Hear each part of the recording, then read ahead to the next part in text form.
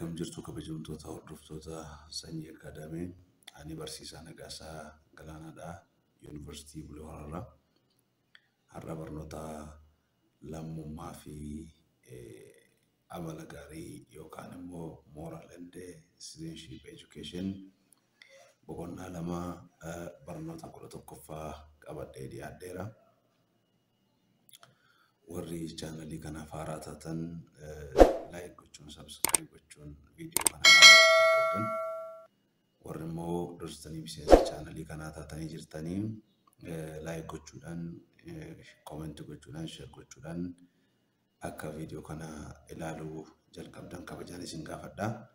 Dabalataanis yeroo viidiyoon chaanalii kanatti fe'amu akka isin qabuuf notification batanii cuqaastanii yeroo yerootti viidiyoon ol fe'amu isin qaba. Kanaaf sana cuqaasuun dagatina. Dabalataanis egaa social media linkota asirra jiran kana fayyadamuudhaan sanyii akaadaamii access gochuu ni dandeessu. Kana jechaa kallattiidhumaan gara barnoota guyyaa har'aattan deema jechuudha. Har'agaa barnoota 11ffaa kan nuti ilaallu innis immoo waa'ee itiksii yookaan naamusa waa'ee naamusa irratti hojii Aristootilii fi ilaalcha Aristootil ilaalle jechuudha. Egaa akkuma beekamu Aristootil filosoofera biyya Giriikii akka inni turee fi barataa Pilaatoo akka inni ture beekna. Barri inni jiraate egaa dhaloota Kiristoosiin dura bara 384 hanga 322tti. Egaa armaan dura waa'ee virtue itiksii ilaallee turre. Virtue itiksiin maal akka inni ta'ee hubannaa argattanitti tolee yaada. Har'a kan nuti ilaallu Aristootil waa'ee itiksii irratti hojii akkamii hojjete akkasumas immoo akkamiin akka inni gahee guddaa taphataa ture ilaalle jechuudha. Waa'ee virtue morality irratti egaa Aristootil ibsa bal'aa yaada bal'aa akka inni barreessaa turee fi akka inni hojjechaa ture. Keessumaa Nicomachean Ethics kan jedhamu keessatti kanaaf virtue morality irratti egaa gadi fageenyaan kan barreessaa ture ta'uu isaati.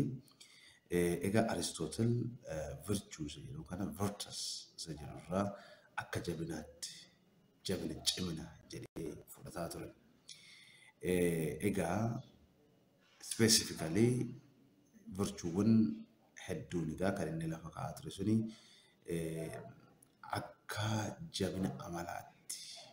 jabina amalaatti kan inni ilaalaa turee fi akka inni fudhataa ture dhagaa kan lafa kaa'amu. Egaa Aristootil erga du'ee booda immoo virtue tiyooriin virtue kun tiyoorota biraadhaan akka inni haguugamaa dhufe akka inni dhokfamaa dhufe lafa kaa'ama. Keessumaa tiyooriiwwan normative itiksii fi ta'anii kan utilitarianismii fi deontolojii akka isaan dhoksaa dhufan virtue itiksii kan haguugaa dhoksaa dhufanii iddoo isaa fudhachaa turan lafa kaa'u. Haa ta'u malee egaa bara 1958 akka lakkoofsa Awurooppaatti kaasee filosooferoon akka Philippa Foot Alasdair jedhamanii fi Macintyre akkasumas immoo Elizabeth Anscombe jedhamanii irra deebi'anii egaa virtue itiksii kana akka inni dirree filosofii keessatti dirree barnootaa keessatti revive godhu akka inni lammata deebi'atuu fi bakka kufee jiru bakka haguugamee jiru akka inni mul'atu godhaa turan jechuudha. Egaa maal jedhanii isaan kunii fi akkasumas immoo filosooferoonni biroonni akka jedhanii akka hubataa turanitti virtue itiksiin kunii tiyoorota mainstream ta'an kan akka normative ethics keessumaayyuu immoo utilitarianismii fi deontolojii dhaan haguugamee ture jedhaniiti kan isaan lafa kaa'anii. Kanaafuu maal jedhanii arginu gochaa turanii nuti kan sirriitti jiraachuu dandeenyu akkasumas immoo akkamitti jiraachuu qabna isa jedhu deebii gahaa argachuu kan dandeenyu virtue based theory yoo ta'e malee calculate gochuudhaan consequence argamu bu'aa argamu calculate gochuudhaan miti waan jedhu irratti walii galani. Fakkeenyaaf utilitariyaanizimii egaa gochaan tokko gaarii ta'uu fi gaarii ta'uu dhabuunsaa kan inni mirkaneeffamu yookaan mooraalii raayit ta'uu fi mooraalii sirrii ta'uu fi sirrii ta'uu dhabuunsaa kan ittiin beekamu konsekwensii inni produce gochuu danda'uun yookaan bu'aa inni fiduu jedhanii ilaalu.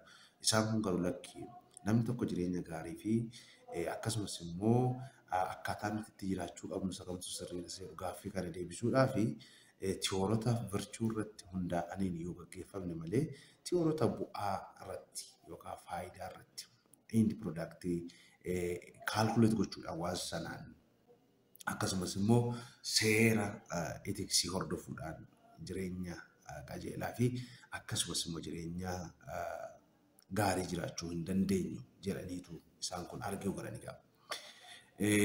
Gama biraatiin immoo waa'ee gaarummaa, waa'ee sirrummaa fi akkasumas immoo gammachuu kan isaan lafa kaa'anii wanti gaariin amala miti jedhanii dispoozishinii miti jedhanii kun maalii yoo akkas taate egaa the good involves a teleological system that involves action. Wanti gaarii nuti jennu sun gochaadhaa alaa, teelooloojiidhaa alaa, actioniidhaa alaa dhufuu danda'u. Wanta tokko gaariidha jechuun if there is no act, there is no such thing called good. Wanti nuti good jennu sun hin jiru waan jedhuun lafa kaa'anii lafa kaa'u.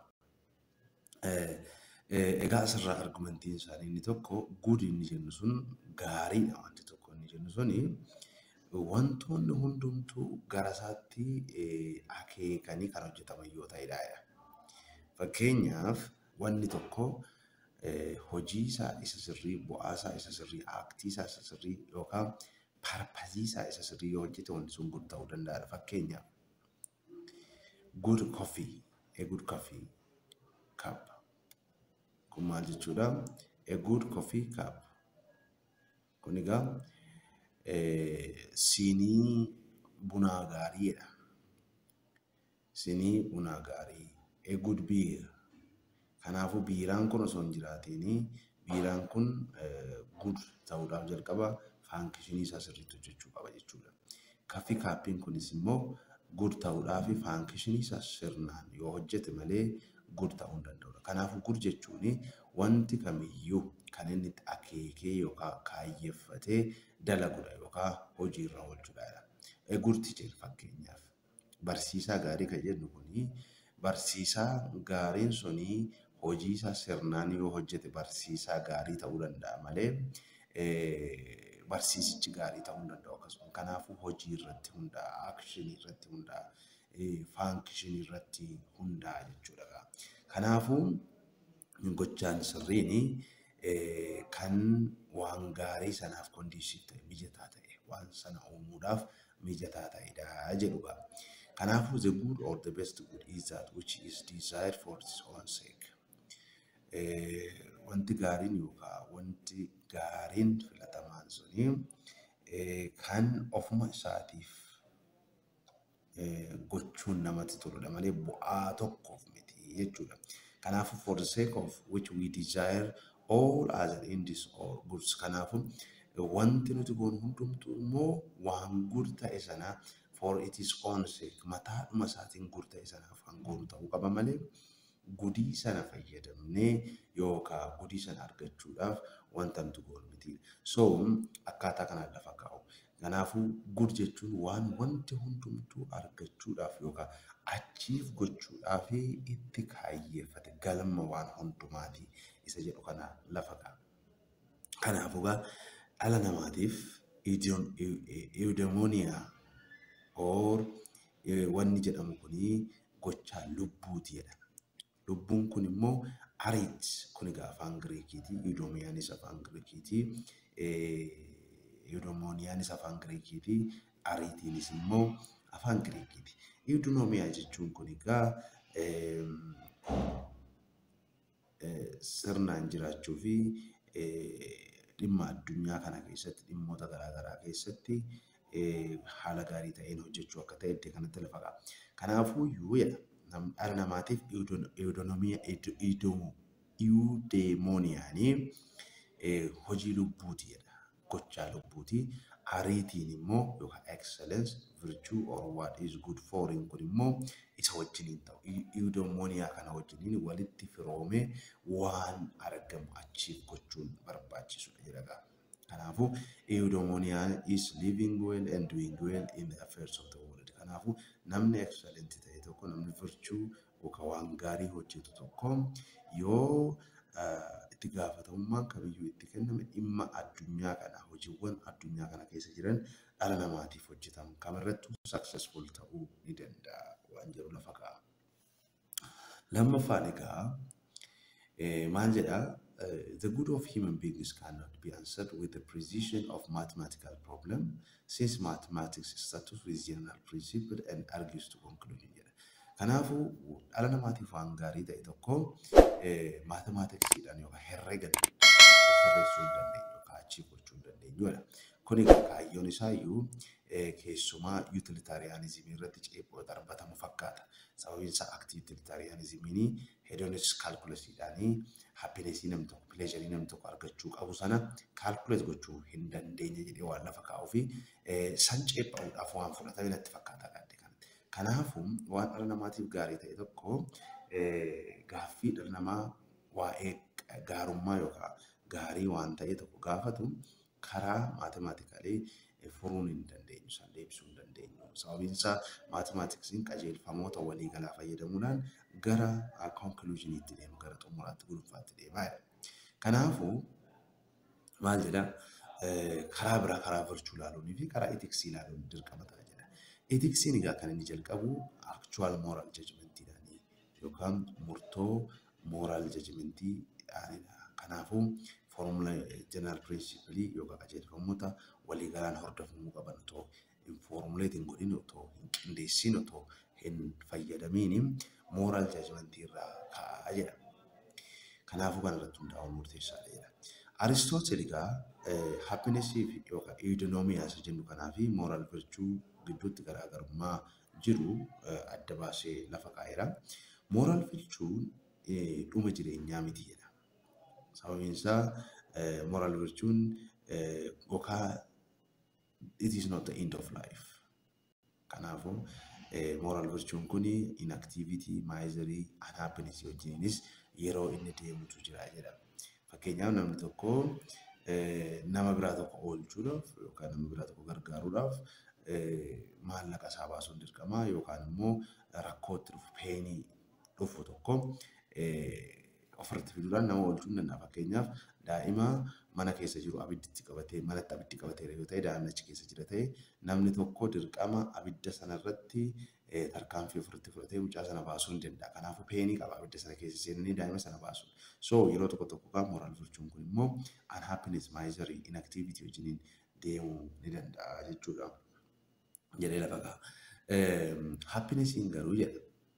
Happinessiin garuu jireenyi namaa keessatti wanta argachuudhaaf namoonni yeroo baay'ee carraaqan. Namni uumamaan kaayyoonsaa gammaduudha. Happii gammaduudha waan ta'eef happinessiin kaayyoo dhala namaati. Namni kamiyyuu biyya lafaa kanarraa, addunyaa kanarraa amma jiraatutti gammaduu fedha. Kanaafis guyyaarraa gara guyyaatti halkanii guyyaa hojjetan. Kanaaf asiif achi fiiga. Barnoota kan nuti barannu gammaduudhaaf, hojii kan nuti hojjennu gammaduudhaaf, kallattii garaa garaatiin kan nuti tarkaanfannu hundumtuu gammachuu argachuudhaaf. Kanaafuu gammachuun kun immoo kaayyoo jireenyaati, eemii jireenyaati. Namni maaliif jiraata jettee yoo of gaafatte deebiin inni jalqabaa jireenya gammachuu qabuu fi jireenya gammachuu qabuu fi jireenya gaarii ta'e tokko jiraachuu barbaada.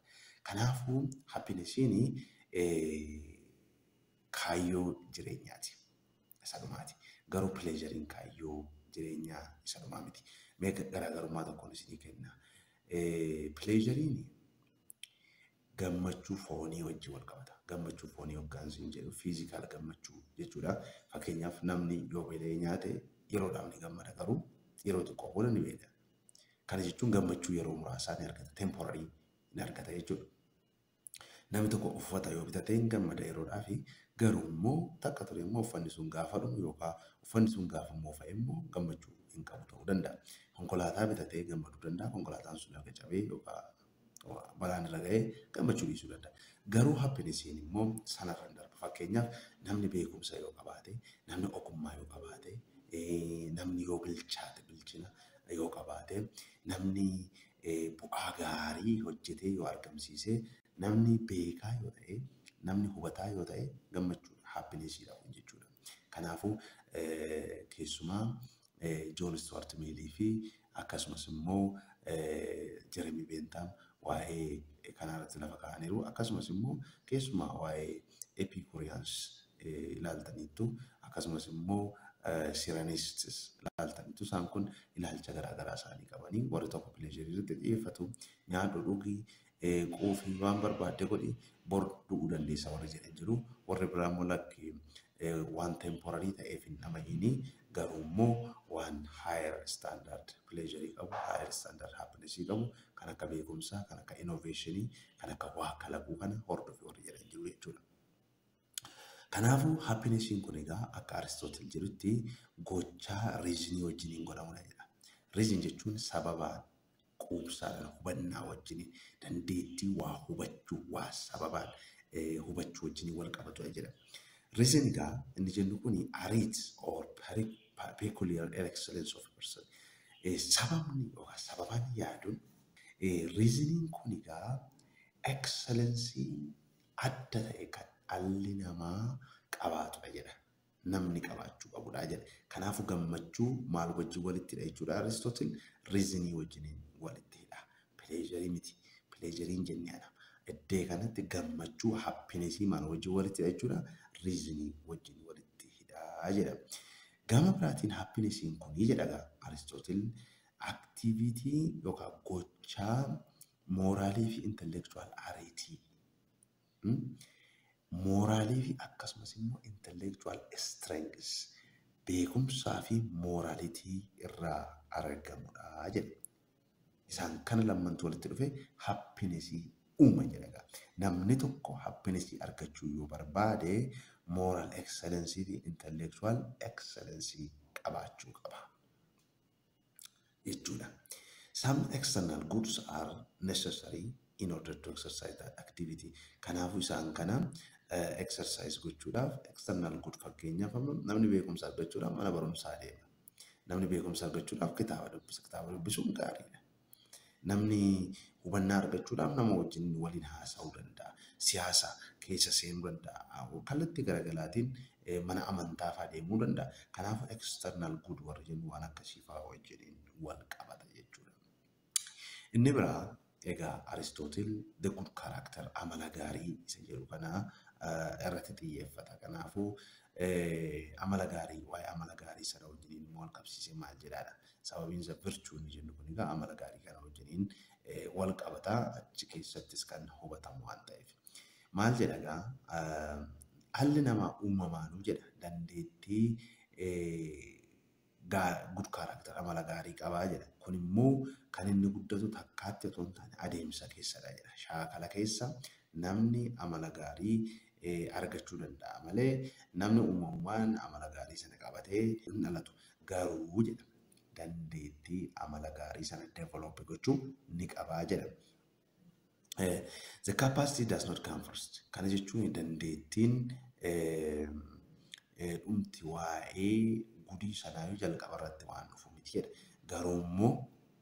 Garuu immoo adeemsa keessa ni guddata, ni shaakala. Dandeettii sana horachuun ni danda'a. Fakkeenyaaf namni tokko yeroo dhalatu dandeettii ni qaba, dubbachuu ni qaba. Garuu erga guddatee booda dhugaa dubbachuu ni shaakala, shaakalee hubata. Yookaas immoo soba dubbachuu shaakalee develop gochuu ni danda'a. Garuu namni soba dubbatu kun immoo adeemsa keessa yoo deddeebi'ee dhugaa dubbate gara dhugaa dubbachuutti deebi'uu ni danda'a waan jedhu kan lafa kaa'u. Egaa iddoo kanatti yoo ilaaltan amma as aaktii jira yookaan gochaawwantu jira. Inni kun immoo irra deddeebi'ee hojjetamuudhaan maal ta'a amala ta'a habit waan irra deddeebi'amee hojjetamu tokko ta'a. Kanaaf waan kana irra deddeebi'ee hojjennu kun immoo dhufee adeemsa keessa yeroo dheeraa keessa maal ta'a karaakterii ta'a.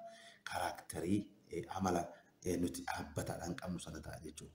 Inni kun immoo adeemee maal ta'a state of mind or disposition ta'a. Kallattii ittiin ofii keenyaa program of goonu. Kanaaf adeemsa keessa gaa gochaa tokko irra deddeebinee yoo goone karaaktarii nu ta'a, amala nu ta'a.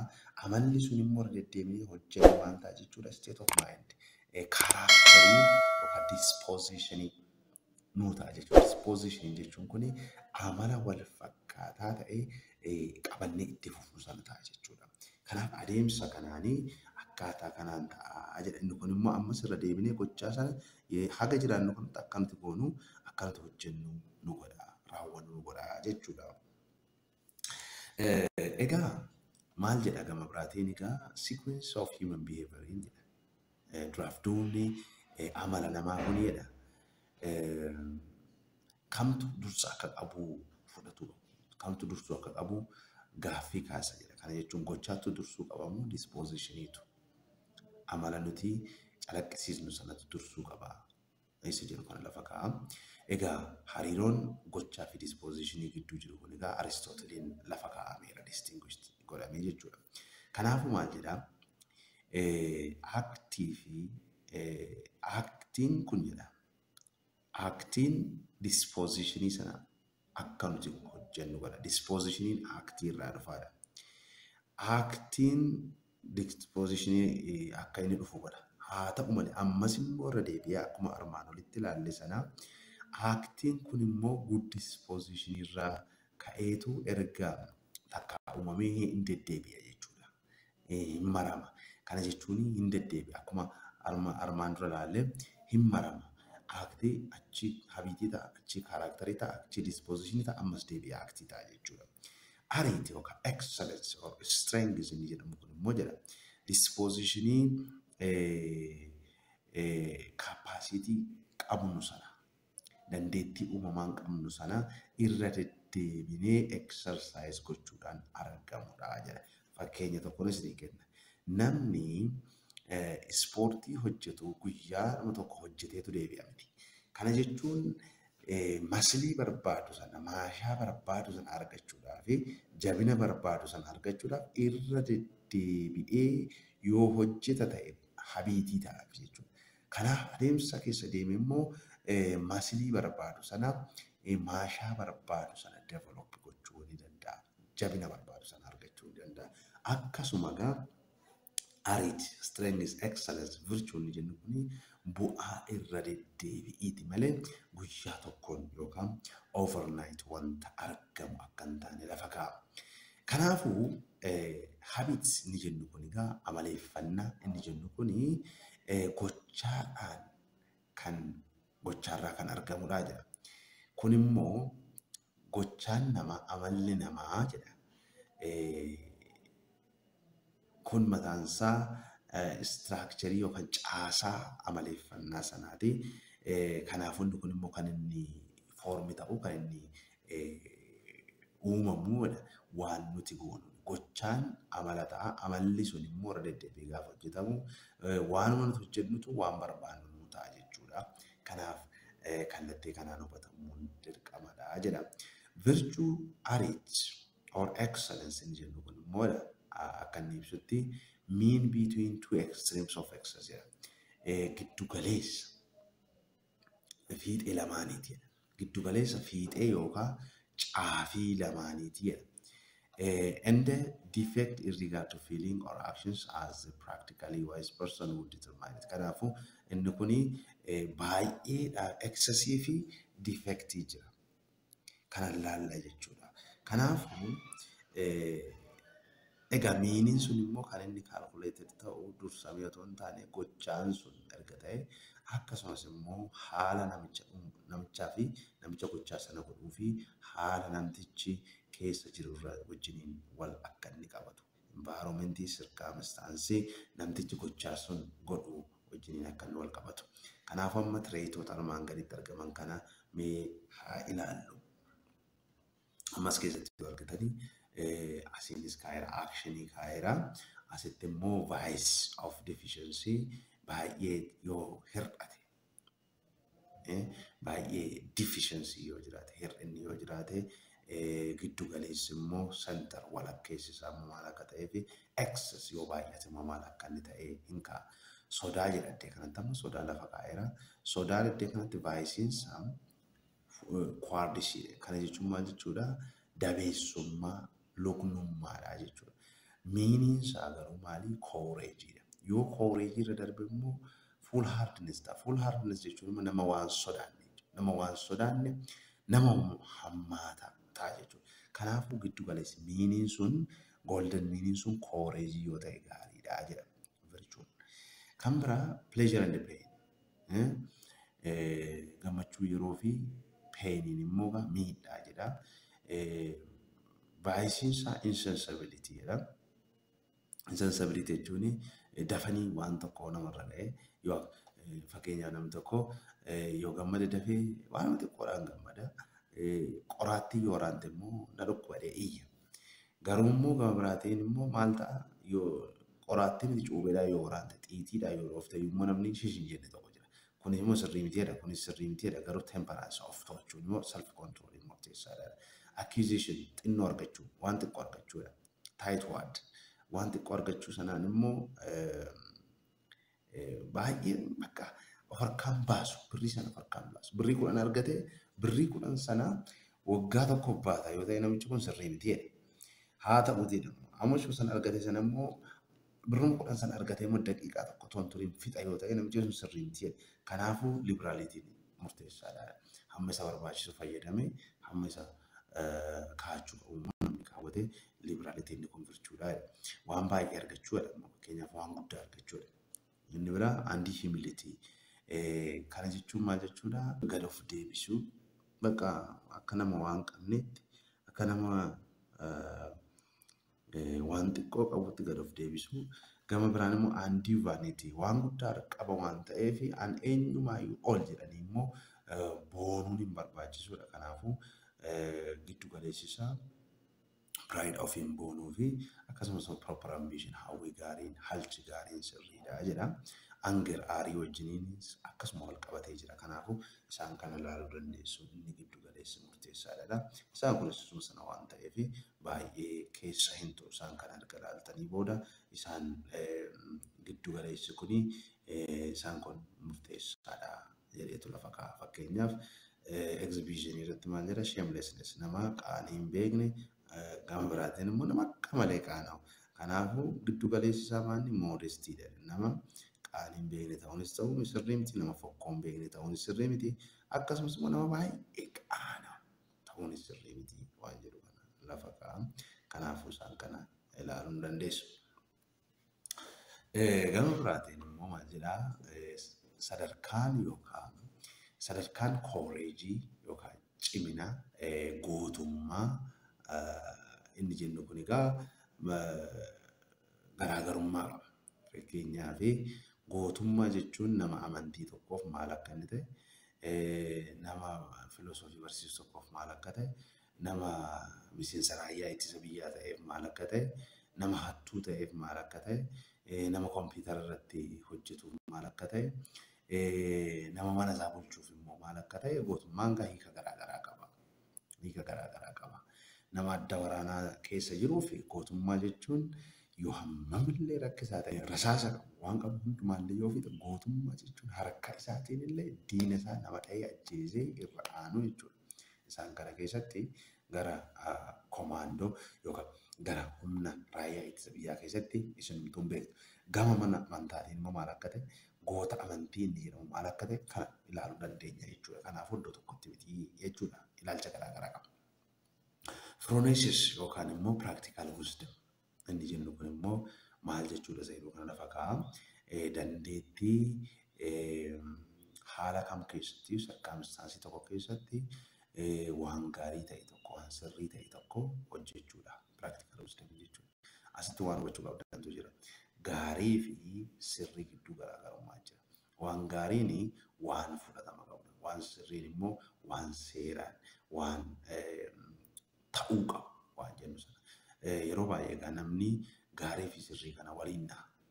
Fakkeenyaaf hatuun gaariidha yoo namni tokko beela'eera ta'ee yoo hatee nyaate gaariidha jedhee yaada. Garuu immoo hatanii nyaachuun sirrii miti. Akkasumatti garaagarummaa qaba jechuudha. Kanaafuu Aristootel etikaal rileesizimii waan jedhu kana impilaayin godhu yookaan immoo irratti hin xiyyeeffatu. Sababiin isaa as keessatti virtue ethics isaa keessatti appropriate or proper standardonni jiru jedhee waan amanuuf. Kanaaf isaaf egaa ontologically reality dimensionidha yoo ilaalu dimensionii ontologiitii yoo ilaalu virtue ni jennu kuni miiniidha jedha. Namni tokko baay'ees dabeessa yookaan baay'ee lukna ta'uun sirrii miti baay'ees immoo jagna ta'uun sirrii miti giddu galeessi gaariidha jedhee miiniin sun gaariidha ilaala. In the axiological gama valuetiin amma waa'ee ontology ilaaltaniitu waa'ee axiology ilaaltaniitu keessumaa ontologiin metaphysics keessatti waan ilaalu metaphysical state of reality waan ta'eef kallattii sanaan inni miiniidha jedha metaphysics. Axiologically karaa waa'ee theory waa'ee value qo'atu keessatti immoo dimensions extreme or excellenceeni kanadha jedhee virtue kallattii kanaan lafa kaa'a. Hartmans namicha jedhamu Hartman namicha jedhamu diyaagiraama kana lafa kaa'a akkaataa kanaan lafa kaa'a. Amma gaa axiological dimension siin jira ontological dimension siin jira jedha kun amma kuni ontological dimension kun immoo kuni ontological dimension kun immoo axiological dimension akkaataa kanaan lafa kaa'a jechuudha. Defectiin siin hir'inni siin jira excessin siin jira jechuudha. Amma gaa kanaaf amma axiological dimension isaa kana. Kanaafuu namni tokko goodnessiin amma kanadha jedha. Yoo akkaataa kanaan amma namni tokko defectiin isaa siinii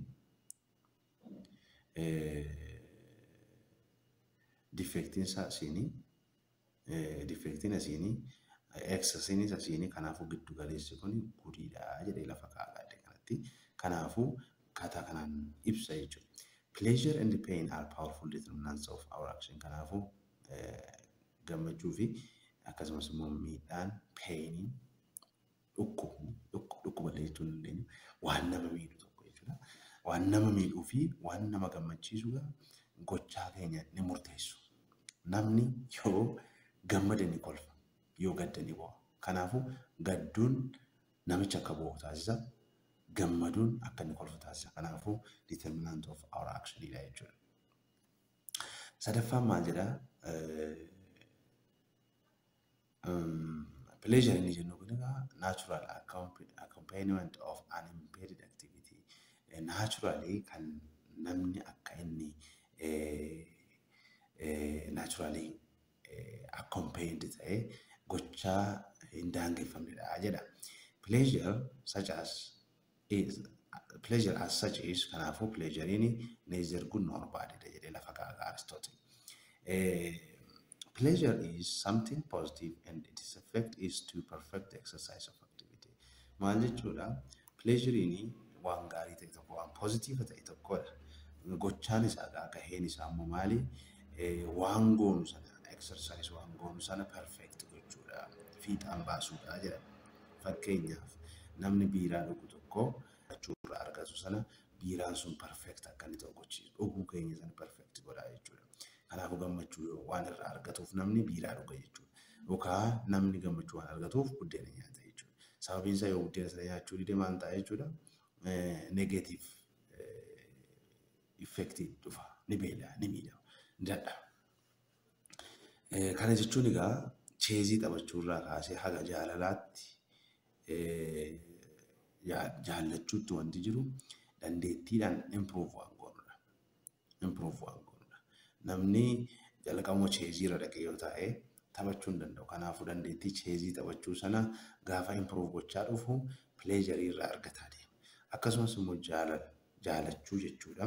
Amma namni tokko dubartii tokko yoo jaallate yookaan dubartiin tokko dhiira yoo jaallatte jalqabuma argitee bakka siin du'an jechuudha yookaan siin caccaban jechuudha. Kanaafuu adeemsa keessa waan sana develop gochaa deemu. Waliin haasa'uudhaan yaada isaa, ilaalcha isaa yookaan ilaalcha ishii, yaada ishii, hubannaa ishii, adeemsa ishii hundumaa irra gadaalanii booda walitti dhufan egaa. Kanaafuu improved with skill adeemsa wajjiniin malee salphaadhumatti kan nuti argannu miti jedhan. Inni biraa gammachuu directly argachuu hin dandeenyu. Kana jechuun maal jechuudha? Side productii gochaa oolaniiti. Fakkeenyaaf namni osoo hin nyaatiin hin quufu. Kanaafuu quufuun nyaachuu irratti hundaa'a jechuudha. Garuu immoo osoo hin nyaatiin quufuu argachuu hin danda'amu. Kanaafuu side effectii yookaan side productii activity oolaniiti. Namni tokko otoo televizyiinii ilaaliin ittiin tolu. Yookaan sitkoomii yookaan diraamaa wayiitu ilaaliin hin kolfu. Yookaan immoo wajjin tokko tun ta'in hin kolfu. Kanaaf saayid piroodaaktii gochaawwaniiti malee kallattiidhumaan pileejarii sana argachuu hin dandeenye. Wanni kun natti tola na gammachiiseera hin jennu. Uffanni kun na gammachiiseera hin jennu otoo hin uffatiin otoo hin bitatiin. Kanaafuu pileejariin sun maal jechuudha? Saayid effektii piroodaaktii aktiivitiiti malee ofii isaatiin of danda'e kan nuti achiif gochuu dandeenyu miti jechuudha. Kanaafuu it is the only an element of happiness. Kanaafuu gara happinessitti nu geessa malee namni tokko immoo fakkeenyaaf jiraachuudhaaf maal gochuu qaba? Nyaachuu qaba. Garuu immoo nyaachuudhaaf hin jiraatu. Namni jiraachuudhaaf nyaachuu qaba. Garuu nyaachuudhaaf immoo hin jiraatu. Namni miindaa gaarii argachuudhaaf barachuu qaba. Garuu immoo miindaa argachuudhaaf hin baratu. Kanaaf beekumsa argachuudha kaayyoon isaanii guddaan. Garuu immoo barachuun gammachuu nuu kennuu danda'a. Gammachuun nuti barachuu keessatti argannu kun immoo adeemsa keessa gara happinessiitti nu geessa. Akkuma armaan dura ibsa immoo happinesii fi pileejariin garaagarummaa qabu. Happinessiin kan yeroo dheeraa turudha. Pileejariin immoo yeroo muraasa qofa kan turu ta'uusaa lafa kaa'eera. A good person is the one who has attained eudaimonia. Namni gaarii inni jennu kun akka isaatti nama eudaimonia argatedha jechuudha. Eudaimoniyaan kun immoo istaandardii yookaan qajeelfama waan gammachiisaa fi gammachiisaa hin taane ittiin adda baafannudha jechuudha. Istaandardii waan gammachiisaa ta'ee fi waan gammachiisaa hin taane, waan namatti toluu fi waan namatti hin tolle ittiin adda baafannudha jedhee lafa kaa'a Aristootil jechuudha. Inni biraa virchuu keessatti egaa friendshippiin yookaan hiriyyummaa inni jedhamu kuni xiyyeeffannoo Aristootil keessa galeera. Hiriyyummaa jechuun egaa hariiroo namni tokko friendii isaatti yookaan hiriyyaa isaatti qabudha jedha. Kana jechuun immoo maal jechuudha? Hariiroo namni tokko hiriyyaa isaa wajjin qabu kuni karaa inni ilaalee akkuma of wajjiniin namni tokko ofii isaa wajjiniin hariiroo qabutti ilaalamaa jedha. Yookaan immoo hiriyyaa inni jennu kun akkana jennee fudhachuu dandeenya. Nama of lammaffaadha jennee lafa kaa'uu dandeenya. Of lammaffaadha jennee hubachuu hin dandeenya jechuudha. Kanaaf ammati hiriyyaa kee wajjiniin gaafa hariiroo uumtu of lammaffaa wajjiniin akka hiriyyaa uumtetti hariiroo uumtetti hubachuu qabda jedhee lafa kaa'u. As keessatti egaa wanti inni lafa bal'inaan lafa kaa'u tokko jira. Friendship yookaan hiriyyummaa inni jennu kun jedha. Akka waan namni of jaallatuttidha. Of jaallachuu wajjiniin wal bira qaba. Ofiif yaaduu wajjin wal bira qaba. Inni kun immoo akka waan maallaqa wayii ofiif argatanitti otoo hin taane argachuudhaaf waan godhamu otoo hin taane kabaja argachuudhaaf akka waan maallaqa kennanitti jechuudha. Maallaqa of harkaa qabdu kabaja argachuudhaaf akka waan kennitutti ilaalama.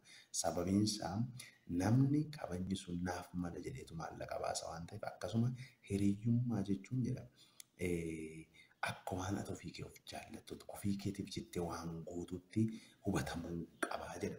Egaa friendship bakka sadiitti kaa'a. Kind of friendship bakka sadiitti qoodee lafa kaa'u. Tokko utilityidhaaf jedha. Faayidaadhaaf relationshipiin faayidaadhaaf kan godhamu jira. Gammachuudhaaf gammachuu pleasureedhaaf kan godhamu jira. Gaarummaadhaaf kan godhamu jira. Maal jechuudha? Karaakteriin isaanii kan itti fufu yoo ta'e kan gadi hin buune ta'e inni kun jabaatee hin dhaabbatedha. Hamma hiriyyoonni lammanuu waliin turanitti amala gaariidhaan, ilaalcha gaariidhaan, hubannaa gaariidhaan, wal gargaarsaan, wal bira dhaabbachuudhaan amala gaarii qabaachuudhaan yoo itti fufu ta'edha. Hin dhaabbatee ture yookaan umurii dheeraa turuu danda'a. Zeguud inni jedhu waan gaariidhaaf inni ta'e kun.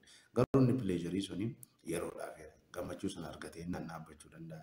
Inni biraa yuutiliitii yoo ta'e yeroodhaaf waan faayidaa argate itti hiriyyoome isaan booda garuu dhiisuu ni danda'a waan jedhu kanaan gabaabsee lafa kaa'a.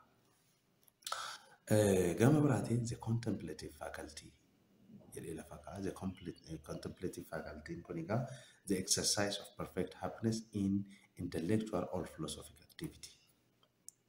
Perfect happiness kan nuti argachuu dandeenyu egaa exercise gochuu kan dandeenyu beekumsaan akkasumas immoo hojii falaasamaatiin jedha.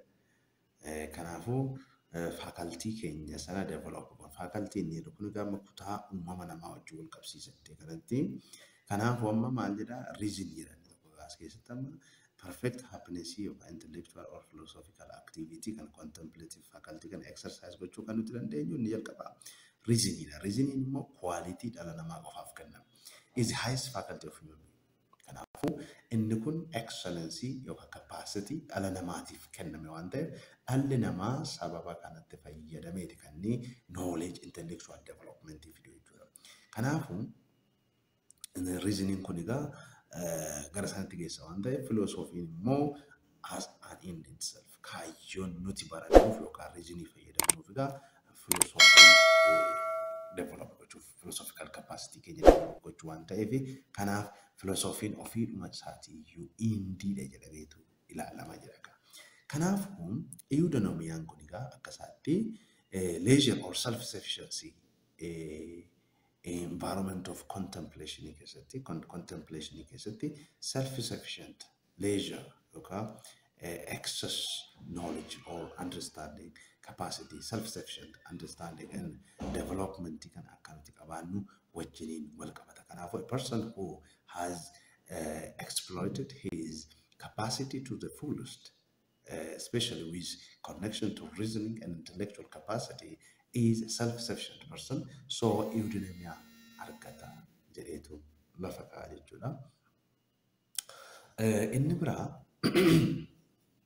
Inni biraa hojiiwwan Aristotle keessaa kan nuti kaafnu pleasure irratti maal jedhee isa jedhudha. Egaa waan pleasure irratti fi happiness irratti Aristotle akka inni hojii guddaa hojjete beekna. Kanaafuu itiksiin Aristotle kun egaa waa'ee naamusaa irratti kan inni barreesse garaagarummaa happiness fi pleasure gidduu jiru lafa kaa'a.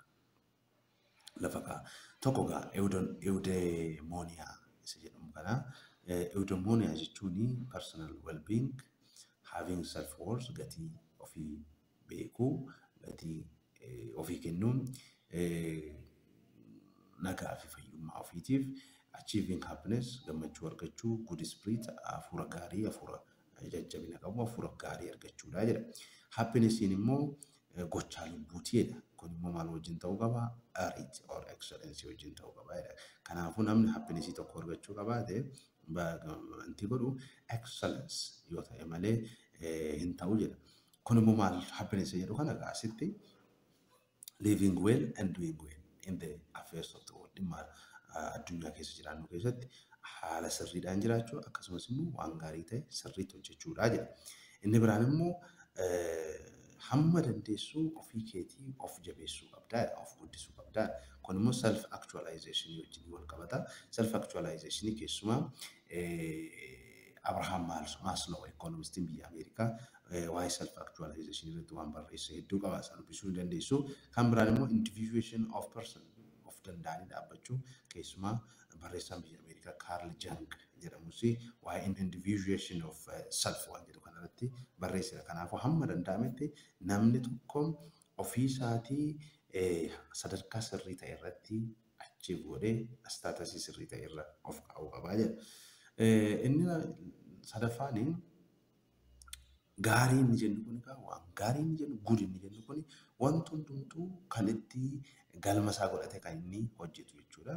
Kanaafuu the good is what performance it is proper function waan gaarii yoo hojjetedha. Fakkeenyaaf what constitutes a good range or a good cup of coffee. Kanaafuu maaltu isaan kana good godhaa isa jedhudha. Kanaafuu cup of coffee good ta'uudhaaf uumama malee good ta'eetu cup of coffee ta'a miti jechuudha. Ariit yookaan excellencein inni kun egaa parpazii irratti hundaa'ee kaayyoo isaa irratti hundaa'ee kan establish ta'uudha jedha. Kanaafuu the purpose makes it excellent. What is excellent is good. Kanaafuu kallattii kanaan ilaalaa. Gama biraan egaa what constitutes a person? Namni tokko gaarii nama gaarii ta'uudhaaf maal gochuu qabaa? Inni tokko reasoningdha. Namni tokko reasoning isaa faculty reasoning isa keessa jiru kana dandeettii sammuu isaa kanatti fayyadamee good ta'uu ni danda'a jedha. Gama biraan immoo moraalii fi intellectually ariitii of keessatti qaba. Kana jechuun moraalii doing the right thing at the right time. nama godhu ta'uu qaba. Namichi sun intellectually immoo practical wisdom yookaan phronesis nama qabu ta'uu qaba.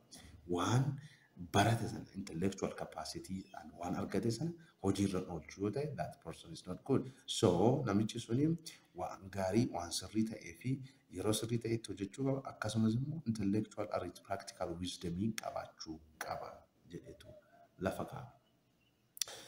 Gama biraatiin immoo gudiin waan internaalii qofa osoo hin taane nama external gudiin immoo importantiidha barbaachisaadha jedhee lafa kaa'a. Activity kana exercise gochuudhaaf jechuudha. Egaa akkuma kanaan dura jenne moral virtuun end of life mitiidha. Kanaafuu moral virtuun garamitti nu geessa? Gara happinessiitti nu geessa. Happinessiin garuu maali? End of lifeidha. Kaayyoon dhala namaa kamiyyuu jireenya gammachuu qabu jiraachuudha waan ta'eef jechuudha. What is good for a person cannot be answered with exact mathematics. Kanaafuu mathematicsdhaan achieve gochuu hin dandeenyu. Kanaafuu maal gochuu qabna jechuudha? We have to exercise in ethical virtue and character development. Ethics akkuma armaan dura akka samariiti waan ta'eef inni kuni akkuma armaan dura ibsine general principle develop gochuudhaan application isaanii qajeelfamoota waliigalaa develop gochuudhaan garuu hojiirra oolmaan qajeelfamoota kana haala irratti hundaa condition irratti hundaa jedha. Kanaaf isaan kana hojiirra oolchuudhaan happinessiin argachuu hin dandeenyaa. Gama biraan immoo doctrine of the mean giddu galeessa jennu kana maal jedha circumstance ta'e keessattidha. Fakkeenyaaf baay'ee jagna ta'uu baay'ee dhabeessa ta'uu barbaachisaa miti garuu immoo jagna ta'uu giddu nama of eeggannoo godhu ta'uun baay'ee barbaachisaadha. Gama biraan immoo akkuma armaan olitti ibsine pleasure mataan isaa side activity dha. Productive gochaati malee ofiisaatii wanti gochuu hin dandeenyu. Kanaafuu pleasure results from activity without hindrance. Kanaafuu urkaa tokko malee gochaarraa kan nuti argannu. Gama biraan immoo pleasure is a natural accompaniment of an impaired activity. Kanaafuu waan nuti godhurraa naturally waan nu kenname jechuudha. Pleasure is neither good nor bad and it is something positive because of the effect of the pleasure perfect the exercise of activity. Kanaafuu waan sanarratti akkaataa kanaan xiyyeeffachuun murteessaadha.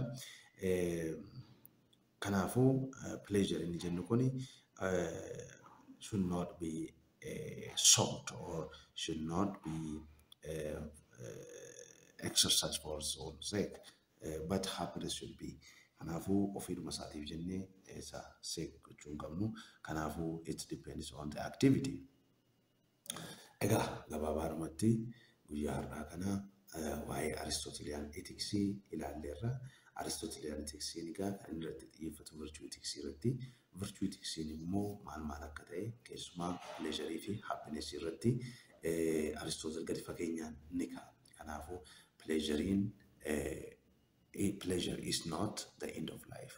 Kaayyoo jireenyaa isa dhumaa miti pleasure garuu happiness immoo kaayyoo jireenyaa isa dhumaa akka ta'e lafa kaa'a. Kanaafuu isaa wajjin wal qabatee waa'ee theory of mean giddu galeessa isa ta'e sana ilaalleerra. Kana jechaagaa asumarrattan barnoota kiyya har'aa xumura. I hope waan gaarii ta'e waan hubannaadhaaf isinii tokkottanii tolee yaada. Akkaataa kanaan gara fuulduraattis waan ta'eef na hordofuun dagatiina. Ammas irra deebi'ee kan isiniin jedhu Sanyii Akaadaamii bira dhaabadhaa like gochuudhaan subscribe gochuudhaan comment gochuudhaan akkasumas immoo notification buttonii cuqaasuudhaan yeroo viidiyoon Sanyii Akaadaamii irratti upload ta'u isin qaqqaba waan ta'eef akka isin na hordoftan isiniin jedha. Barnoota biraan haga deemnee wal arginutti nagaan naa turaa.